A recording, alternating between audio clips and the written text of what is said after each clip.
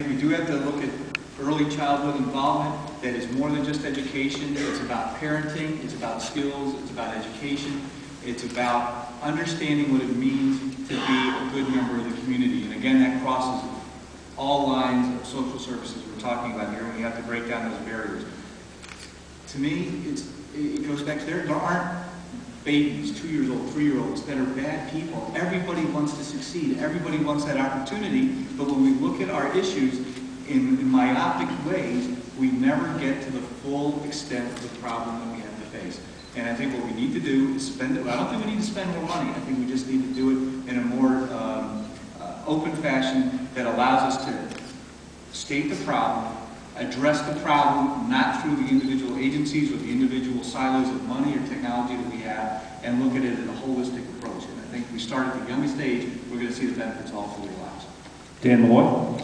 Let's see, expansion of pre-kindergarten programs, particularly in urban areas, better schools designed around the school's failure rates, or those individuals who are being failed in those schools, so redesign their curriculum to have more concentration on math and reading skills, particularly in grades kindergarten through 4th grade. And if that means you have to double or triple the amount of time around math and reading, then we need to take a very serious look at doing that. We need a much more robust summer jobs program in our urban areas. We need to support vocational education to a much higher degree. I'll go back to my statistic.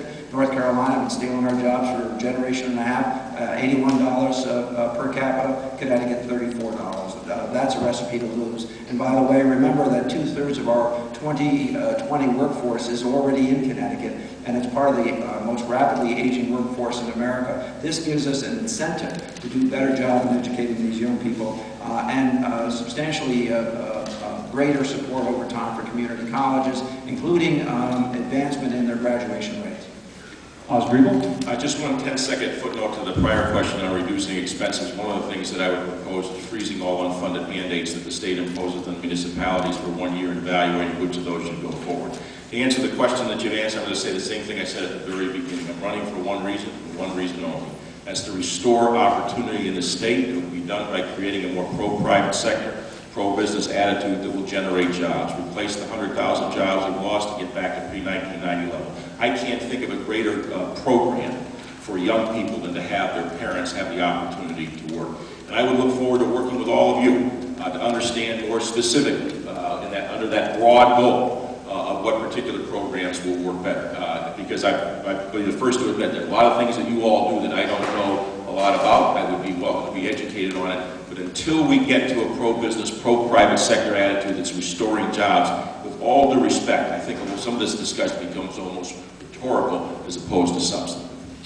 I want to thank the Connecticut Association for Human Services, Connecticut Voices for Children, Connecticut Association for Community Action, Connecticut Women's Education and Legal Fund, Connecticut Council of Family Service Agencies, End Hunger Connecticut, Connecticut Nonprofit Human Services Cabinet, and Legal Assistant Resource Center of Connecticut for holding this forum. I'd like to thank Manchester Community College, and a round of applause for the 3 candidates who presented this.